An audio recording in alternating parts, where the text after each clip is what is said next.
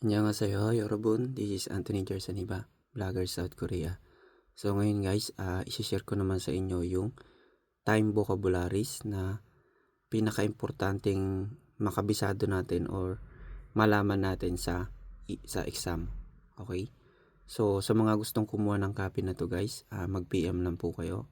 So sana aralin po natin ito. Okay? So number 1, itong Ojon ay AM. Okay? And then yung Ohu, PM, Onul, today, Oje, yesterday, Neil, tomorrow, Achim, morning. So, may dalawang Achim guys. So, nilagyan ko ng Achim para ma-indicate natin na morning siya. Meron naman dito sa baba, breakfast, Achim din siya, Achim siya, pero breakfast siya. So, nilagyan ko siya ng ul, Achimul, para magkaroon siya ng particle na ang ibig sabihin niya ay para sa breakfast. Okay? So, yun.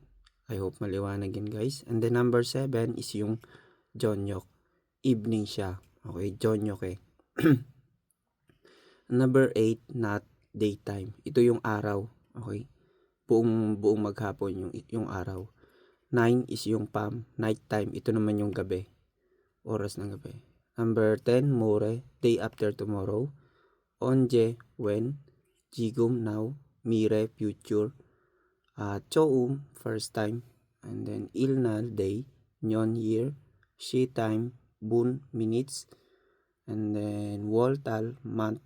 And then haru, one day. Jinanju, last week. Daumju, next week. Ibonju, this week. Jinantal, last month. Daumtal, next month. Ibontal, this month. Jumal, weekend. And then Changnyon ay last year. Ure, this year. Nenyon, next year. The next, Najunge, later. Yennal, all days. So yung Yennal guys, halimbawa last year ago or last 10 years ago. Okay, so yun yung ibig sabihin niya guys, Yennal. Yung John, before. Dong an, during. Ire, since. Jamsi, a moment. Ito guys yung sinasabi kapag hihingi ka ng sandali lang po. Jamsi manyo or Changka manyo. Ito yung kadalasang sinasabi dito guys kapag kausap natin yung mga Korean. Okay? So yung aka, earlier. Itong aka guys, kanina lang nangyari. Halimbawa, nangyari ng alas 7. Nangyari ng alas 8 ngayon, nangyari ng alas 7. So, kanina lang. Okay? So, Pyongil, weekdays.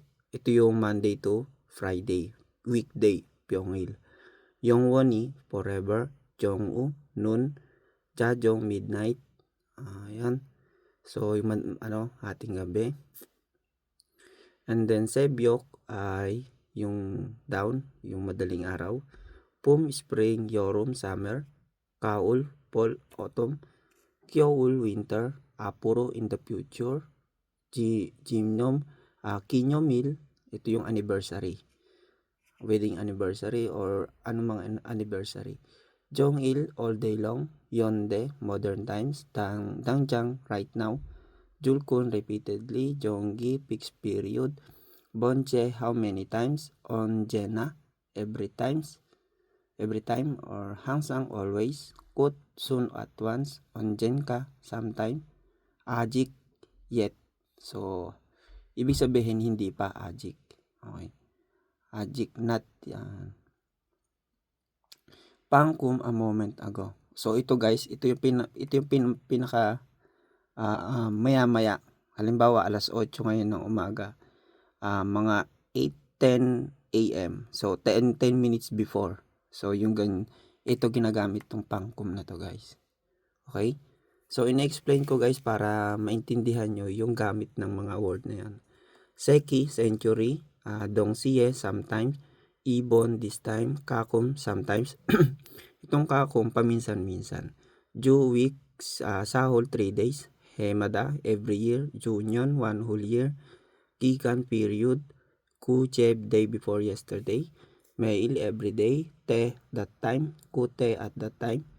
Haropam, A Single Night, Yujum This Day, Jinanbon Last Time, Ite At This Time, Sichol Occasion or Season, Jikko Immediately After, Iljuil Whole Day, Gejol Season, Nyonseng Year of Birth, Sehe New Year, Nalja Date, Achim Breakfast or Achimul, Jomsim Lunch, Jonyok Dinner, Jonyokul, and then Kumyon this year, Pamsedurok All Night, Sayong Siki, Use Time.